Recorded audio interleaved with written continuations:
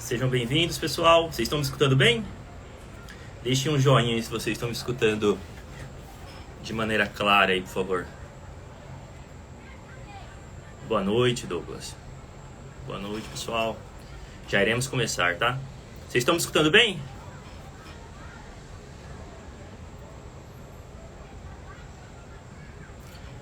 Oi, Cristiano. Hoje nós vamos falar sobre seleção de touros. Quais as principais características do touro. E para isso nós trouxemos o Dr. William Cury Filho. Tá. Ele já vai entrar aí, a gente já começa, tá? Hoje vai falar sobre epemuras, sobre as características principais de um touro, os principais defeitos que devemos evitar, que devemos procurar, otimização, tá? O Dr. William Cury Filho tem grande experiência em avaliação morfológica, melhoramento genético, e eles fornecem serviços de acasalamento dirigido, né? Então, uma pessoa com... Ah lá, já entrou. Vamos lá.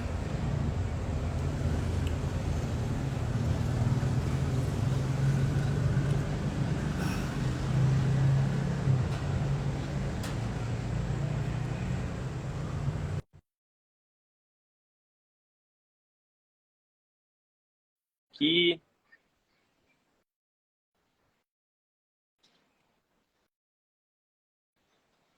Tá entrando, pessoal. Já vamos começar. Boa noite, William. Tudo bem? Tá me escutando bem? Boa noite, Marcelo. Te escuto bem, sim. Perfeito, perfeito. Vamos começar então. Pessoal, hoje, para falar sobre seleção de touros, nós trouxemos o Dr. William Cury Filho, que é zootecnista, tem mestrado, doutorado, ele também é especialista em julgamento pela FASU e é jurado efetivo de zebuínos e taurinos. Então, de certa forma, revolucionou o mercado de seleção bovina com a criação de epemuras e, a partir disso, foi criado a Brasil com Z, que é uma empresa especialista em melhoramento genético. Então, William, muito obrigado pela participação, pela boa vontade em aceitar o nosso convite. Se apresenta para o pessoal aí. Obrigado, Marcelo, a você pelo convite. Um prazer. Parabéns pelo seu trabalho aí junto às mídias digitais. E, para mim, enfim, mais uma vez, um prazer poder ter esse bate-papo contigo aí, falando de um assunto que me fascina, né? Graças a Deus, eu sou apaixonado pelo meu trabalho e conversar com quem gosta também de melhoramento, para mim é sempre muito bom. Você sempre esteve, acho que você faz parte da história da Grandes Produtores, porque é uma das principais fontes de conhecimento que eu tive no início, e até agora na Grandes Produtores, foi com as suas lives. Então, eu lembro que desde o começo, os principais meios de ter mais informações sobre seleção, fazia muitas perguntas, deu para aprender bastante com as suas lives, e aprendo até hoje. Então, obrigado mesmo. Então, William, eu gostaria que você contasse um pouco sobre a sua experiência nesse meio de melhoramento genético e um pouco sobre a metodologia que vocês criaram, né, na Brasil com C, que é a Epemuras. O que é Epemuras e como ela pode ajudar o selecionador, o criador, o pecuarista no melhoramento genético? Fala um pouco para a gente. Vamos lá, Marcelo. O áudio está chegando bem. Eu estou aqui numa fazenda, voltei do curral agora há pouco, tomei uma ducha e estou aqui. Então vai ter cachorro lá Perfeitamente. no mundo, enfim, tá bem aqui a vida como ela é, tá, Marcelo? Perfeitamente, estou escutando perfeitamente. Vamos lá, então. Primeiro, obrigado a todos pela presença, né? Aqueles que nos acompanham. Pode mandar pergunta aí que o Marcelo encaminha, a gente também vai respondendo.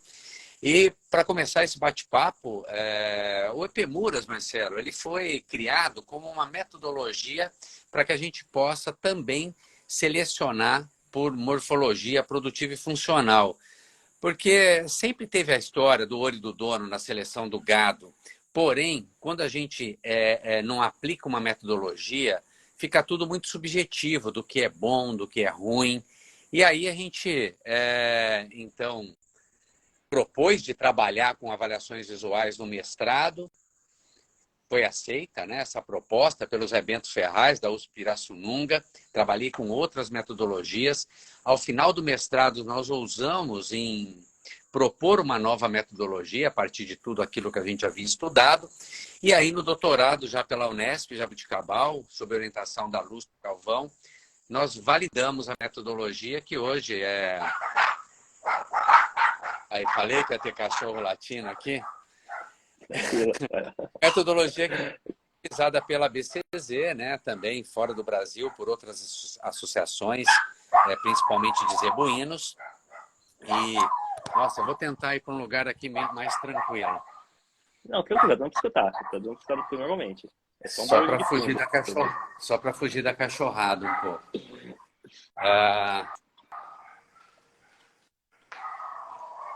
E o EPMURAS, então, é justamente essa metodologia que nos propicia uma avaliação morfológica através de uma metodologia que diminui a subjetividade, onde nós avaliamos características importantes como estrutura, precocidade e musculosidade, que são relacionadas à composição do peso, né, a carcaça, e trabalhamos também com umbigo, raça, prumos e sexualidade, que são características funcionais e raciais tão importantes para que a gente siga selecionando por essa funcionalidade, né, Marcelo?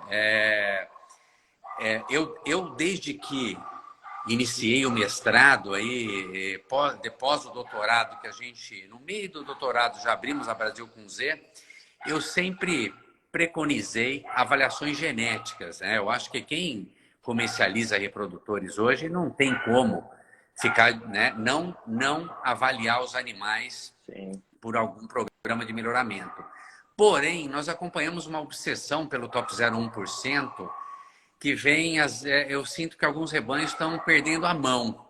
E aí sim, quando a gente compõe, né, em equilíbrio os números com essa avaliação morfológica produtiva e funcional, a gente acho que não perde a mão, no sentido de continuar tendo uma boa conformação frigorífica, buscando essa conformação frigorífica cada vez melhor, não perder em funcionalidade em umbigo e aprumos, onde há um descarte muito grande de reprodutores por essas características funcionais, e o enquadramento no padrão racial também, que é importante para manter aí o padrão, né, da associação de raça, no caso da BCZ, que diz essa regra, e obviamente que o mercado também responde por isso. E não é porque a gente tem um animal avaliado por números que ele tem que ser feio. Muito pelo contrário, a gente pode trabalhar esses critérios de seleção em equilíbrio e aí sim, caminhando para animais cada vez mais produtivos, mas também harmoniosos e bonitos, por que não? Legal, legal. Boa, acho que você já resumiu bastante, né, o que devemos procurar num touro melhorador.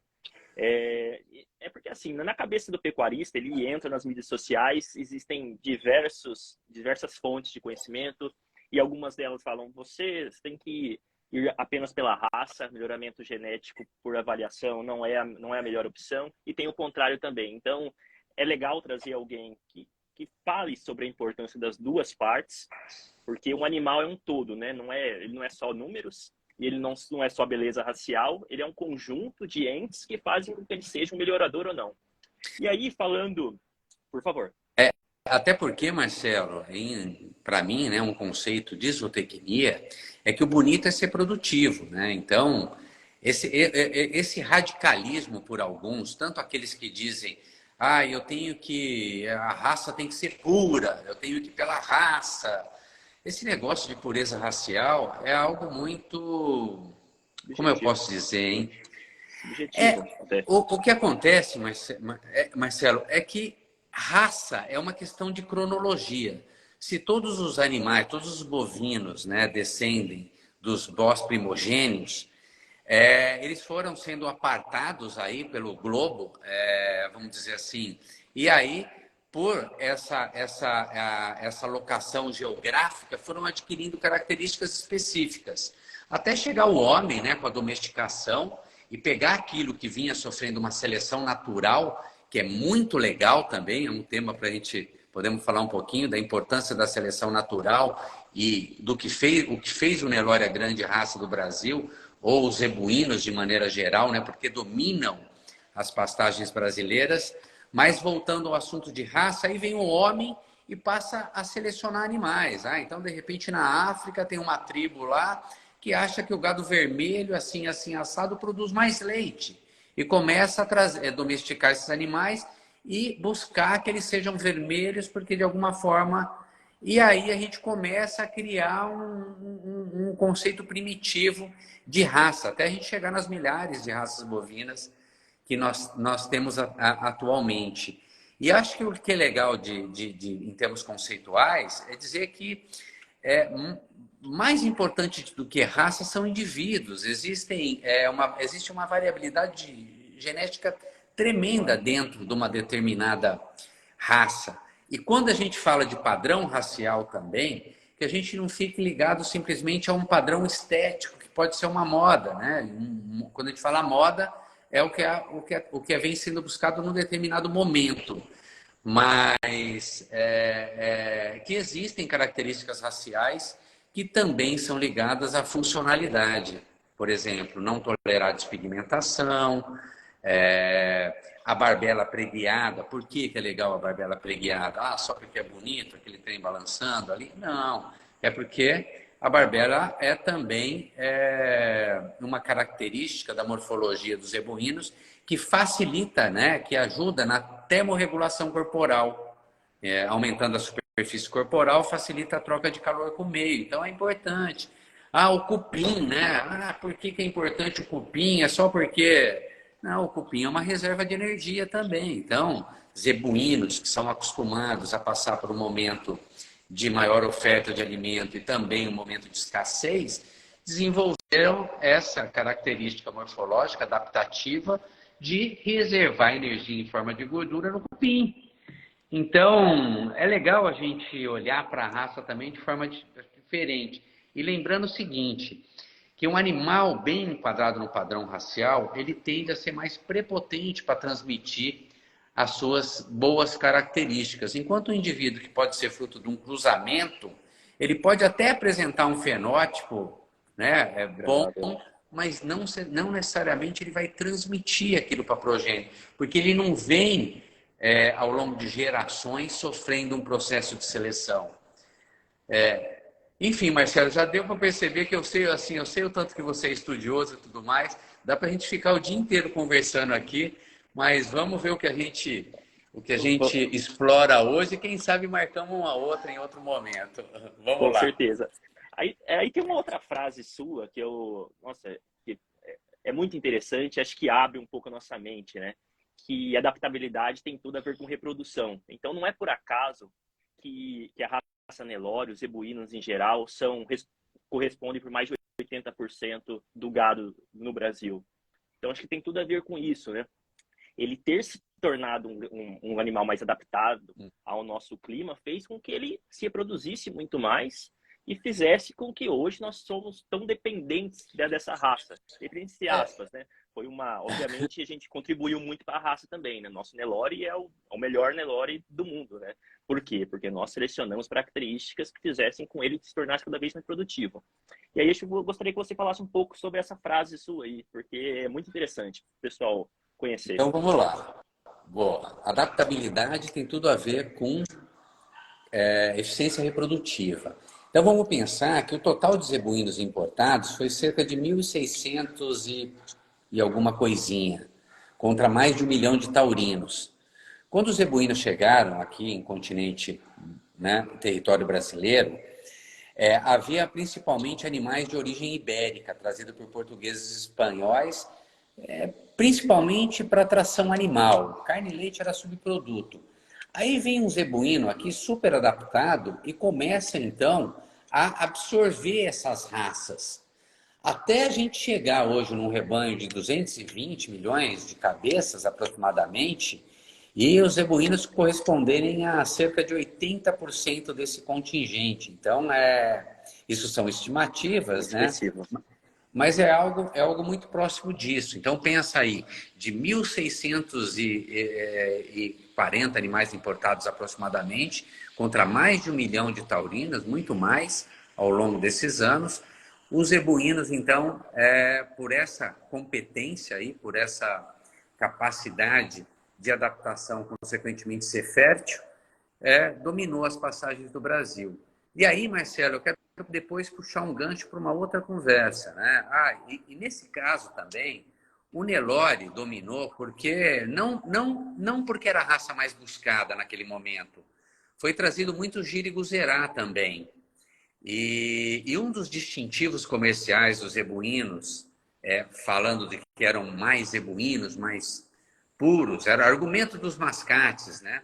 Era também o tamanho das orelhas. A gente encontra aí um medidor de orelha no Museu do Zebu. Coisa, né? Curiosidades aí. Por quê? Porque a orelha mais pendulosa, maior, né? E até com formato característico como do G, do Guzerá um pouco mais espalmada, mas também baixo, era um dos distintivos raciais, aí, morfológicos, do zebuíno com o taurino. Então, além do cupim e da barbela, as orelhas. E o Nelore tinha a orelhinha em pé, né? Uma orelhinha que bate à altura dos olhos. Aí, o pavilhão voltado para a face é mais parecido com a orelha de taurinos. Embora termine em ponta de lança, a maioria das orelhas do taurino termina com a borda mais arredondada. Eu só puxo esse assunto aí da funcionalidade porque peso ao nascer, por exemplo, é uma característica importante para a facilidade de parto. Com a pista primeiro, né, numa busca do desempenho a qualquer custo, buscava-se animais que nasciam grandes, comemoravam o animal que nascia grande. Hoje, os programas de melhoramento genético, como os índices também contemplam muito peso, e o peso ao nascer tem uma correlação com o peso a desmama, com o peso sobreano, também o peso ao nascer está aumentando. E o bezerro grande, via de regra também, mas será um bezerro mole. Então, verdade.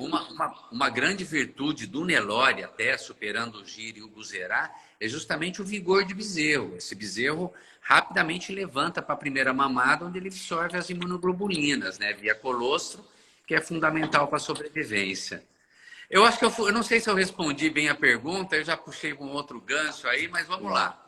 Respondeu sim. Então vamos, pessoal, se vocês tiverem perguntas, é só enviar. Eu vi que vocês já enviaram algumas aqui, eu vou pegando no meio da live, tá? A primeira pergunta que eu tenho para você, William, é sobre as principais características. Obviamente você já falou um pouco, mas eu gostaria que você desse uma resumida para o pessoal. Quais são as principais características que devemos buscar em um reprodutor? O que esse reprodutor precisa ter, tanto visualmente como geneticamente, para ele ser um touro que eu deveria utilizar na minha fazenda? Fala um pouco para a gente. Vamos lá. O que a gente preconiza, né? Nós preconizamos, primeiro, uma boa formação de grupo de manejo para seleção, que é a forma de a gente, vamos dizer assim, ter um parâmetro comparativo para poder selecionar, né? Não adianta dar um ambiente muito privilegiado para um grupo pequeno e depois querer comparar com o resto da safra. A gente perde o parâmetro comparativo. Eu estou dizendo isso porque o Epemuras avaliado em grupo de manejo, além do peso e perímetro escrotal nos machos, é importante, porque os animais que melhor se desenvolvem, vamos dizer assim, dentro do seu sistema de produção particular, eu estou falando com cada um daqueles que nos assistem, ele tem que ter um pool de genes interessante de adaptação àquele ambiente, que está performando naquele ambiente. Então, no Epemuras, o que nós olhamos? Estrutura corporal, né? Vamos usar o roteiro do Epemuras. Tá. O E do Epemuras é a estrutura corporal, que é basicamente tamanho, onde nós não queremos nem tão grande nem tão pequeno. Ninguém quer o gigantão, nem tampouco também o pacotinho. Sim. Nas costelas, a gente busca a maior profundidade de costelas possível. Se ele tiver bom, né, uma estrutura média e bastante profundidade de costela, ótimo. Aquela história que se preconizava, né, um conceito que eu considero antigo, de que o animal tem que ter 50% de profundidade de costelas e 50% de altura de membros, não está com nada. Um animal jovem pode ter essas proporções, mas um animal adulto, ele tem que ter pelo menos 60% de costela e 40% de altura de membros. Esse é o animal funcional.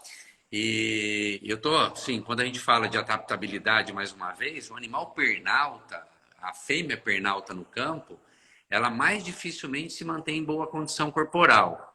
Então, por isso que essa profundidade de costela é uma característica importante e que tem uma alta correlação com características reprodutivas. Isso trabalho que nós rodamos, alta correlação genética. Então, falei de estrutura, falei de precocidade, aí vem a musculosidade para dar a terceira dimensão ao desenho do animal, né?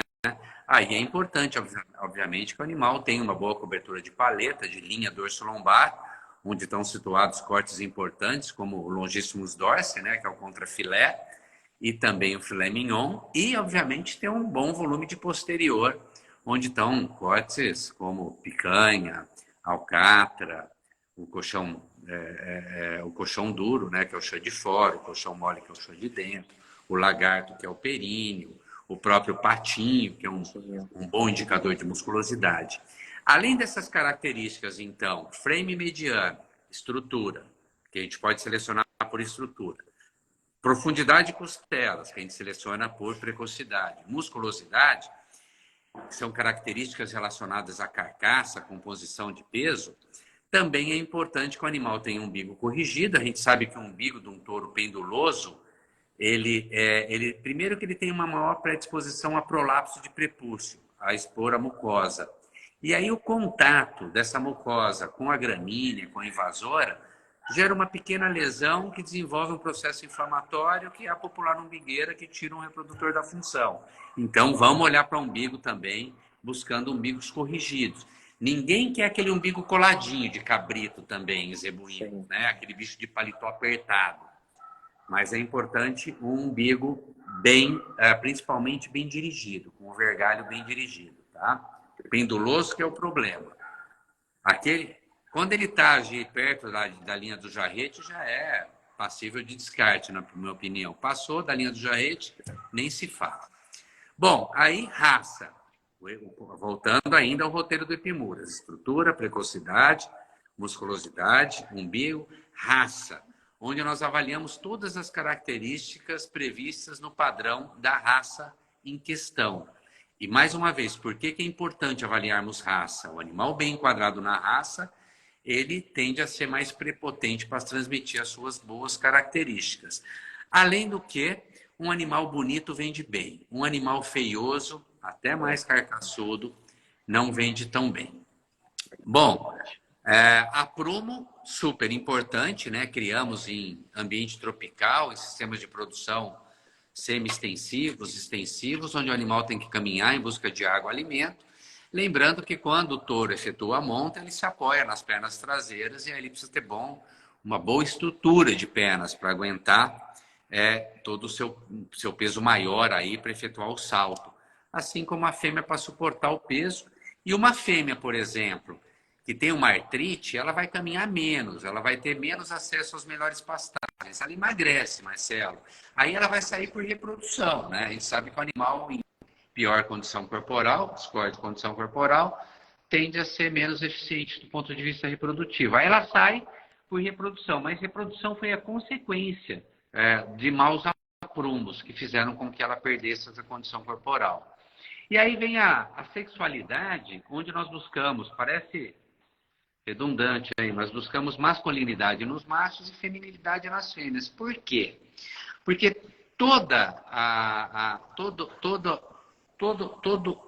tudo aquilo que o animal representa fisiologicamente é externado. Então, se o animal não está com equilíbrio endócrino legal, ou seja, produzindo hormônios em equilíbrio, a fêmea vai ficando masculinizada e o macho é aquele que tem testículo pequeno, que tem a musculatura mais batida, chanfro mais comprido e aquele pescocinho mais delicado, como de um animal castrado. Então, na morfologia, mais uma vez, a gente quer, usando o roteiro do Epimuras, buscar um animal de frame mediano, tamanho mediano, costeludo e grosso, de umbigo corrigido, bom de raça, bom de aprumos, que é a estrutura de mãos e pernas, e femininas, se for fêmea, ou masculino, se for macho. O que é a masculinidade no macho? O chanfro curto, a fronte, que é a distância entre olhos mais larga, né? Diferente da proporção de crânio na frente de fêmeas, que tem a fronte um pouco mais estreita, dá a impressão que o chanfro é um pouco mais comprido, mas não é, porque é mais delicado. Então, são características muito importantes de se avaliar, como já diria o saudoso Jan Bosman, né? Um sul-africano que deixou uma bela contribuição aí para a zootecnia tropical. Bom, além de morfologia produtiva e funcional, a gente deve ter um alicerce de números. Então, hoje, um animal que não tem avaliação genética é complicado, porque o que eu faço sempre uma analogia, né? Na era da agricultura de precisão, se existe um agricultor que vai no paiol do vizinho lá, pega uma espiga de milho e vai plantar? Não, né, Marcelo? Ele compra uma semente com alta tecnologia, com certificações que dariam mais garantias de qualidade. Então, o padrão racial pelo registro da BCZ, uma boa avaliação morfológica produtiva e funcional e uma régua de déficit equilibrada são critérios, são parâmetros, vamos dizer assim, super importantes para que a gente tenha uma semente certificada. São certificações, melhor a gente falar em certificações, para que a gente tenha maior possibilidade de sucesso, né? No Brasil ainda é muito utilizado o boi de boiada. O boi de boiada, o que é? O cara vai lá num confinamento ou num grande invernista, escolhe lá uma ponta de boiada e usa. Esses animais correspondem ao milho de paiol. Eles não têm nenhuma garantia de resultado. Pode estar gordinho e tudo. Gente, isso não está com nada, não. Se o touro é a semente melhoradora da pecuária, vamos utilizar touros com todas essas garantias de maior resultado. Garantia. Essa maior certificação, né, Marcelo? Perfeito, William. E aí, a gente vai para uma pergunta que fizeram agora no chat aí, com relação ao gado comercial. Quais são as vantagens que eu teria em utilizar um touro PO num rebanho comercial? Dá uma explicada para a gente sobre isso. Olha, pode ser PO, como pode ser um SAPE também. Existem, né, animais de programa SAPE que são muito bem selecionados, muito bons. Inclusive PO e SAPE, né? Tem alguns. Tem tudo, né? Pode ser PO aceipado. E, na verdade, um PO que tem uma avaliação menor que top 15, 20%, ele seria apto ao SAPE. Então, tem que tomar cuidado, que tem muita coisa também que são falácias para defender um produto, né? Cuidado nessa interpretação de conceitos. Mas vamos lá.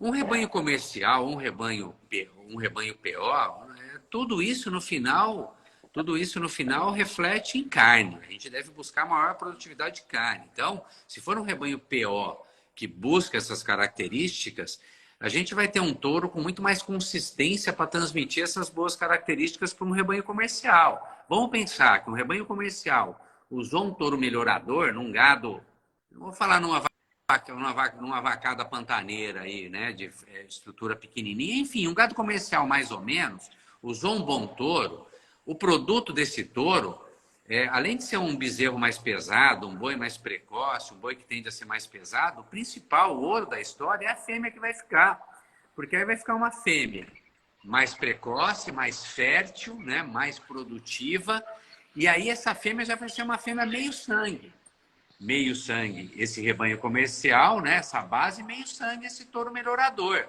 O produto dela, uma outra fêmea, vai ser acasalada com um touro melhorador e esse produto vai ser já um 3/4. Quando a gente fala 3/4 de sangue, nós estamos falando 3/4 de genes, 3/4 de genética. Aí o produto dessa 3/4, aí a terceira geração, já vai ser uma 7/8. Olha como aí esse animal melhorador vai estar absorvendo em genética esse rebanho comercial, que tende a ser cada vez mais produtivo. Isso eu olho em abate daquilo que não vira touro nos rebanhos que nós atendemos, com 58% de rendimento, super pesados. Então, eu fico imaginando quando essa genética melhoradora atingir o grosso da pecuária comercial do Brasil, aonde a gente pode chegar, Marcelo? Porque nós já temos uma pecuária monstra. Agora, reforçando, a pecuária seletiva não pode perder de foco a base da pirâmide, que é a pecuária comercial. E a pecuária comercial comercial não pode deixar de olhar para a pecuária seletiva e querer usar um touro do mesmo extrato aqui, porque aí vai estar perdendo tempo. E com intervalo entre gerações de bovinos, né? Se é uma coisa que a gente não deve perder, tempo. A estratégia deve ser bem feita, Marcelo. Imagina o ganho genético acumulativo que você tem fazendo isso por 20, 25 anos, né? Lá na frente, seu gado muda totalmente de figura. É outro gado, né? Nem parece que partiu daquele mesmo gado lá atrás. Acho que isso é interessante.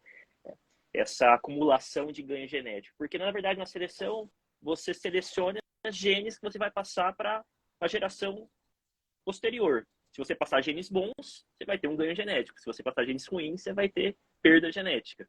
Então, nada mais é que isso, né? Vamos lá. Tem uma outra pergunta que fizeram, William, que é sobre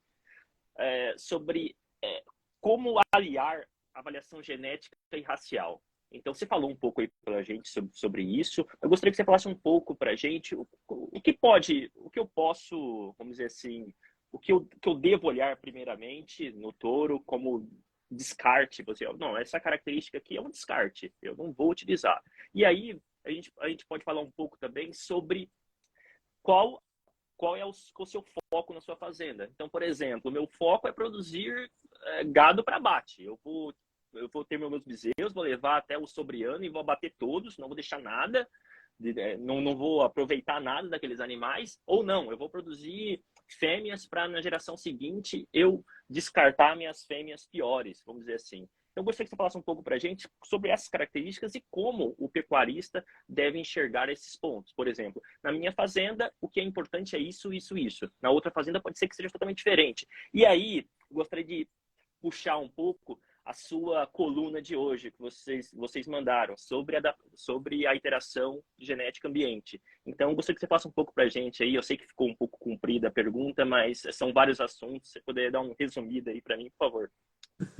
Vamos lá, então. Vamos por partes. E aí, se eu esquecer de alguma delas, você me puxa a memória.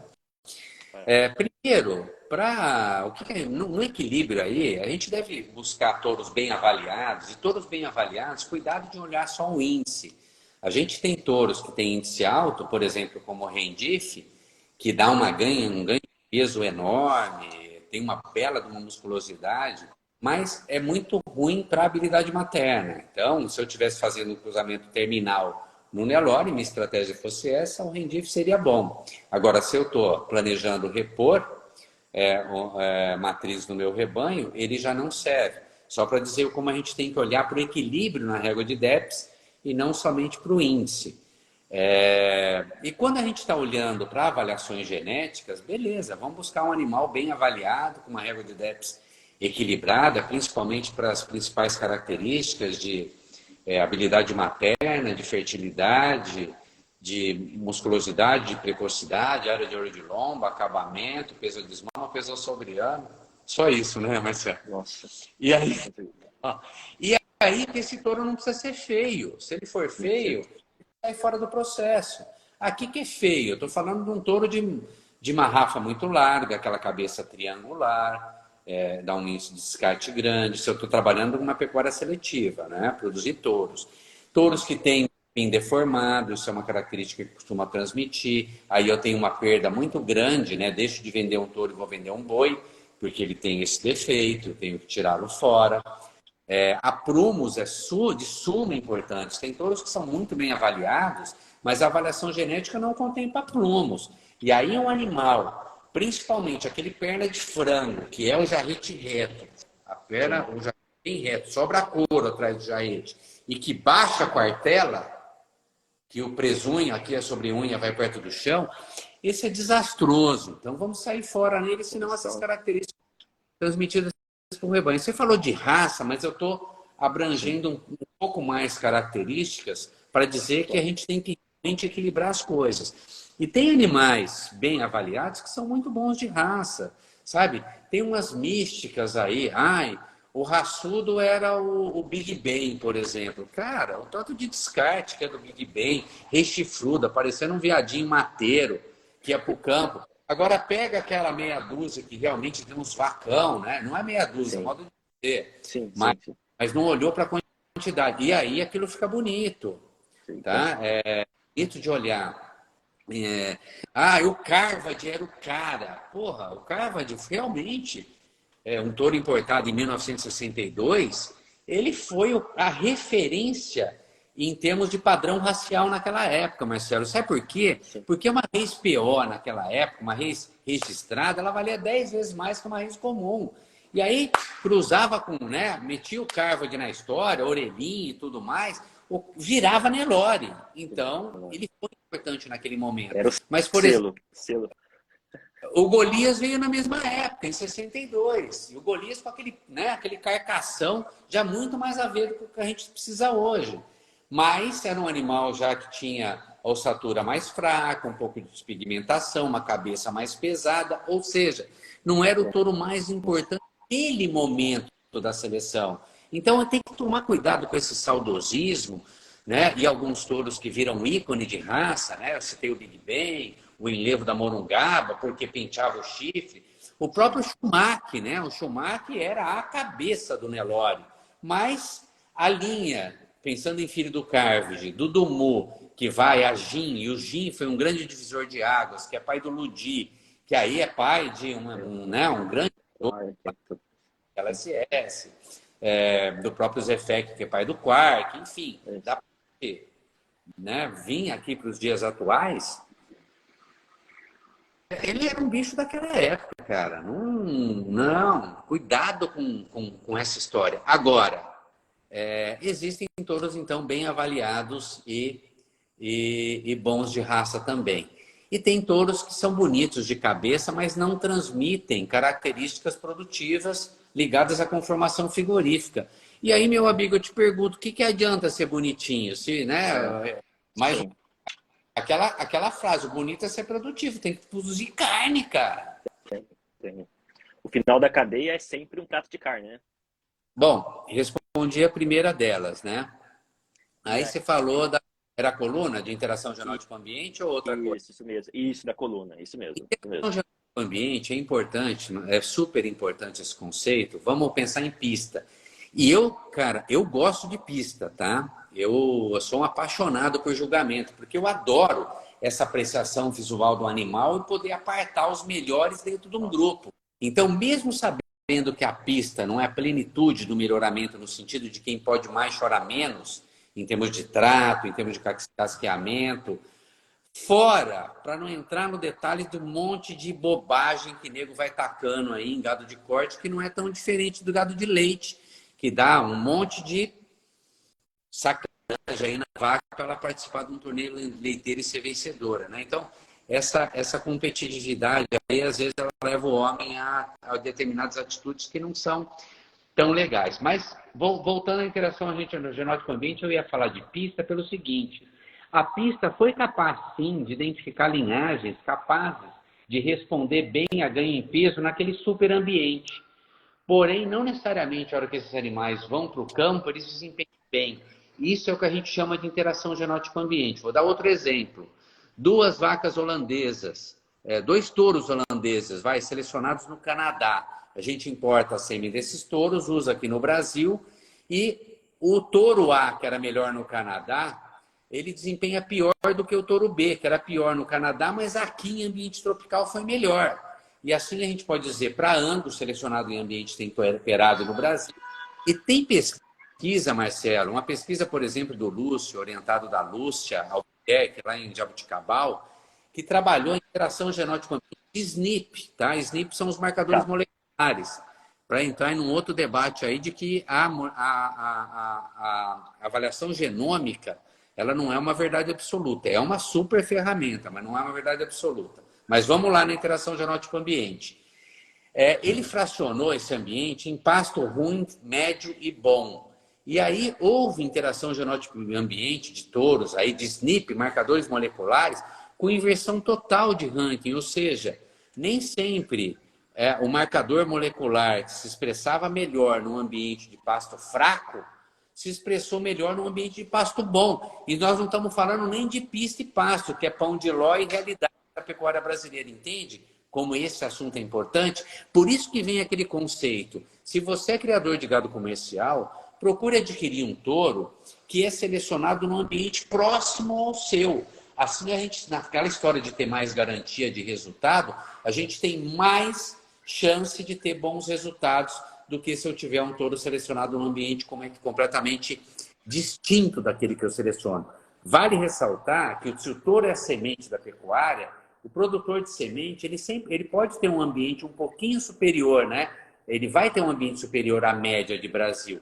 O que a gente está falando aí para não radicalizar é de ambientes muito extremos, porque daí a coisa não pode ser legal. Quem não comprou um touro de 2 anos com 800 quilos, achando que estava levando uma máquina para casa, e a hora que chegou em casa, aquele derreteu, igual para o colégio. Não achou. Não achou. Verdade. Né? Razão. Total razão. Total razão. E aí acho que tem outra grande importância aí é de fato isso, né? Escolher comprar um touro de um ambiente próximo ao seu, porque senão esse animal vai sofrer muito, né? Por exemplo, você compra um touro numa realidade totalmente diferente da sua. O animal que passou boa parte da vida dele sendo semi-confinado. Aí você manda ele para o interiorzão da Bahia, que ele tem chuva 3 meses no ano e o resto é seca. Esse animal, você vai comprar esse animal com 1.000 quilos, com 3 anos, ele vai ter que abaixar para 650, 700 para ele conseguir cobrir a campo, senão ele não consegue, né? Ele vai sofrer, né? Se não morrer, né? Perigoso morrer ainda. Ele vai para um ambiente muito diferente. E aí, acho que tem uma analogia que a gente pode fazer com o gado leiteiro, né? Acho que o gado leiteiro é uma escola. Eu acho que todo pecuarista de corte deveria passar, pelo menos por um período, com o gado leiteiro.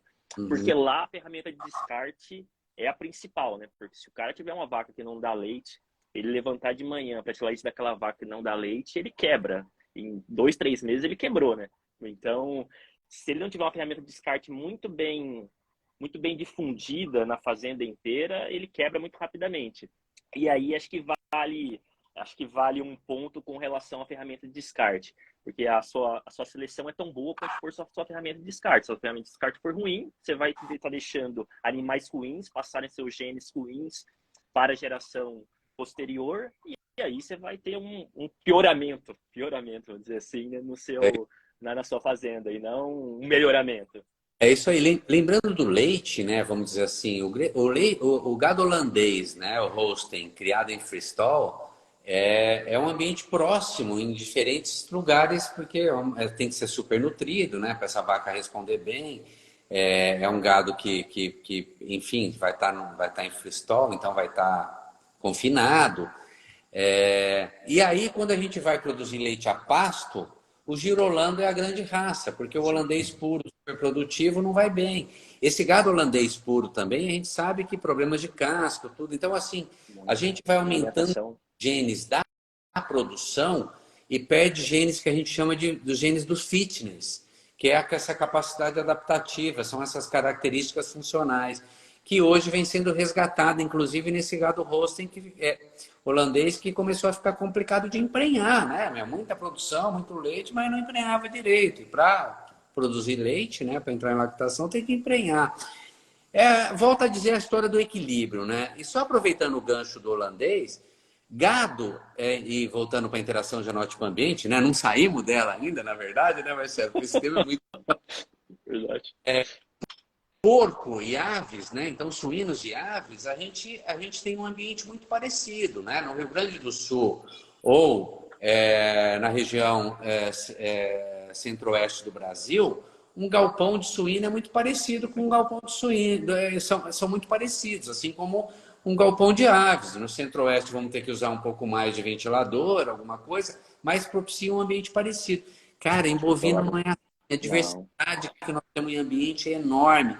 Não temos como em suíno também linhagem paterna e materna, que facilitaria. Então, paterna para cruzamento terminal, materna para fazer reposição. Não é assim. Com o intervalo de geração de bovino, a gente tem que ter um bicho equilibrado, que vai produzir fêmea, que vai produzir macho, que esse macho vai desempenhar bem, inclusive em confinamento, mas essa fêmea não vai ser gigante para ser muito exigente e não performar bem a campo. Afinal de contas, a agricultura vai empurrar cada vez mais o rebanho para regiões periféricas, né, de menor qualidade de solo e tudo mais. Então, a gente tem que pensar em todas essas coisas, porque senão a gente avança muito para uma determinada linha e depois tem que voltar para trás porque não equilibrou naquele momento, sabe, Marcelo? Perfeito.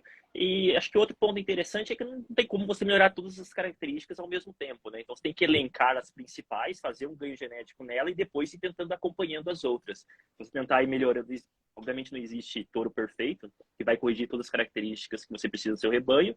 Então fazer aquele casamento, eu preciso de algumas características que são muito importantes agora, deixa eu ter um ganho genético nelas, depois tentando subir a régua como um todo, né? Mas obviamente não tem como fazer isso em uma geração, né? Você tem que fazer isso tem tantos criadores de 60, 70 anos que ainda estão tentando melhorar seu gado. E, obviamente, isso é um aprendizado para uma vida inteira, né? Por isso que é legal, né? É, Você vai produzindo um animal, por favor. melhoramento é um processo contínuo, né? Ele não Continua. para nunca. Você vai Não achar para que nunca. o ouro chegou e, puta, não, não existe isso. Agora, agora sim, como você falou, a gente tem que elencar prioridades dentro do rebanho. Então, é o que a gente chama de gestão genética do rebanho.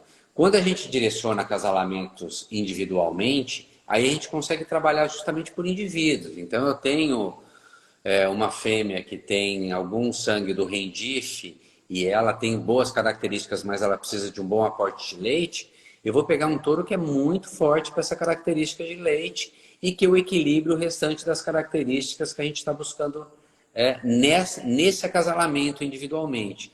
Agora, obviamente que rebanhos comerciais é o que você falou, eleja, eleja prioridades, mas lembrando que se tiver uma característica que você tem que escolher, que seja fertilidade. Com Se certeza. tiver O duas, que melhor, seja idade e habilidade materna. o pior bezerro é o que não nasce, né? Não tem jeito, né, cara? Não tem jeito. Então, Então, acho que esse papo é muito bom, viu? E parabéns, Marcelo, como você está afiado nos conceitos, viu, cara? não, Tá? obrigado. O professor foi bom. O professor foi bom. Vamos lá, William.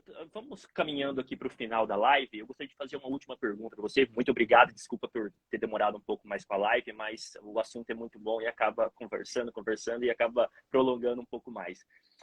Gostaria de falar um pouco sobre a sua opinião sobre o melhoramento genético. Estamos no caminho certo? Você vê com bons olhos o melhoramento genético que está sendo feito, de maneiras gerais, obviamente, não Uhum. no caso específicos, mas você vê com bons olhos, estamos indo no caminho certo?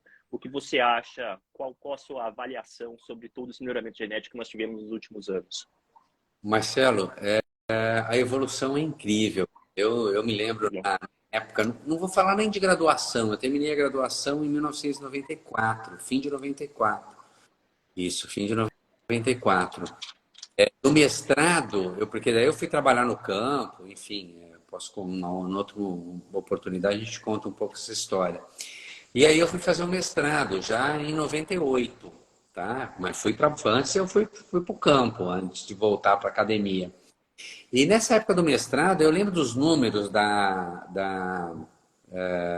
taxa de desfrute, que é um grande indicativo da eficiência de um rebanho total, né?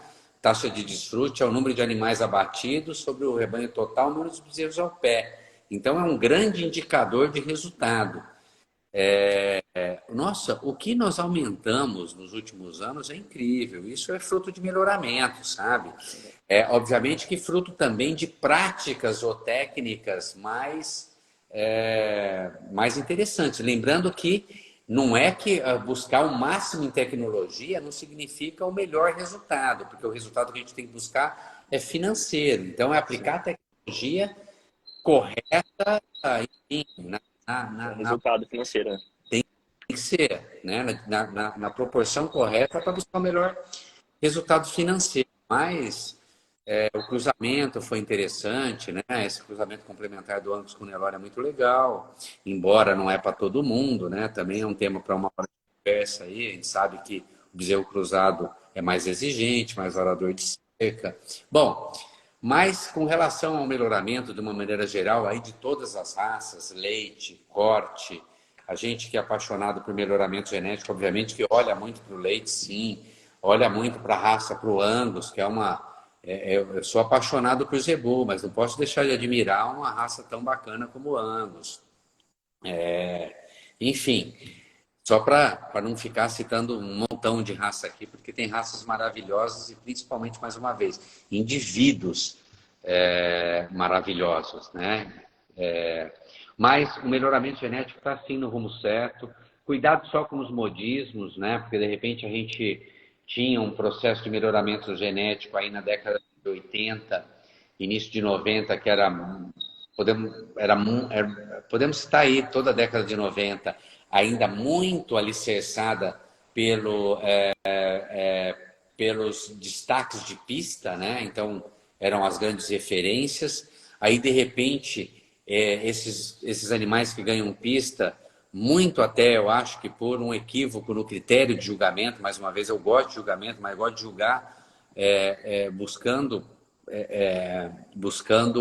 funcionalidade, não impressionando com desempenho, com peso. Então acho que a pista devia rever um pouco isso. Aí de repente os programas de melhoramento genético foram ganhando espaço. Aí o mercado é sacana também, né? E o mercado começa a gritar top 01 para todos os lados e o cliente vai em busca desse top 01. E aí a gente foi muito para essa história. E agora eu acho que a gente está vindo para um ponto mais equilibrado e, obviamente, não deixar de olhar para DEPs, buscando ainda DEPs com maior acurácia genômica e não perdendo a mão na morfologia. Estamos sim no caminho certo, eu não tenho dúvida alguma. Eu não tenho dúvida alguma que o Brasil é o grande player nesse mercado de carne vermelha para o mundo, não só fornecendo carne vermelha, como a genética zebuína pode contribuir para todo esse mundo tropical, se nós conseguíssemos politicamente avançarmos um pouco com relação a protocolos sanitários, né, onde os gringos nos barram demais aí, com relação a alguns mercados que a gente não pode atingir, mas enfim, estamos bem sim e o Brasil está ótimo com relação a esse tema. Estamos avançando muito, Marcelo. Perfeito, William. Então, eu gostaria de agradecer todo o seu tempo que você teve aqui para falar um pouco com a gente.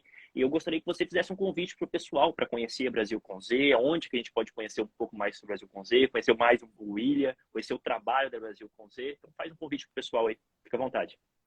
Bom, primeiro eu gostaria de agradecer demais esse bate-papo muito gostoso. Eu nem senti aqui assim o tempo. Estamos quase uma hora aqui batendo papo, olhando para o relógio e passou assim. Foi muito legal. Obrigado pela oportunidade, Marcelo. Obrigado a todos que nos acompanharam também na live. Para quem queira conhecer um pouco mais do trabalho da Brasil com Z, entre no site www.brasilcomz.com. Estamos também no Instagram, né? Esse é o Instagram da Brasil com Z. Por favor, né? Nos sigam, vamos lá. Temos também o Facebook e temos o YouTube também, com alguns vídeos que contam um pouco dessa história que já chegam aí nos seus... Estamos em 20 anos de Brasil com Z, já eu fundei, né, com a minha esposa. Nós estamos em Jabuticabal, eu fui lá para um doutorado em 2000 e estou lá até hoje, né? Criamos nossos filhos lá. Minha esposa, minha sócia, também é zootecnista, com doutorado, pois mais na área de mitigação de metano, aí, de nutrição animal. E o escritório nosso, então, é lá em Jabuticabal, pertinho da minha casa, onde sempre é um prazer recebê-los. Sempre vai ter um cafezinho gostoso lá e uma boa prosa sobre melhoramento. Mas nos acompanhem aí nas mídias sociais, que é uma oportunidade de algum jeito, estarmos um pouquinho mais próximos. E as portas estão abertas, caso você queira falar sobre alguma coisa nova aí no futuro. As portas da Grandes Produtores estão sempre abertas para você, William. Obrigado por toda a ajuda e conhecimento.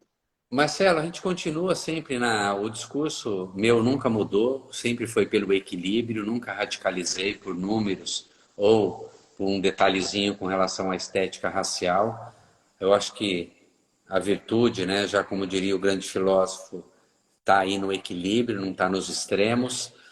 E pretendo continuar firme nesse trabalho, faço o que eu gosto. E para quem, mais uma vez, queira conhecer mais, nos acompanhe aí nas mídias sociais. Nosso escritório está de portas abertas. Abrimos aí 2 vagas para estágio no ano também. Legal. Se é da área queira participar desse processo seletivo, entre em contato pelas nossas mídias sociais. E tem a minha mídia também particular, onde eu sempre estou falando um pouquinho aí também do dia a dia do meu trabalho, que é só procurar aí por William Coure Filho. Eu acho que é isso, Marcelo. Obrigado mais uma vez Perfeito. pela oportunidade. Parabéns, você cada vez mais afiado aí no conhecimento. E estamos aí. Quando precisar da gente, fico à disposição, meu amigo. Tá certo. Muito obrigado, William. Obrigado, pessoal, por todos que participaram aí da live. Não deu para responder todas as perguntas, mas me mandem por direct que a gente dá um jeito de responder, tá bom? Obrigado, pessoal. Tchau, tchau. Até a próxima. Tchau, tchau.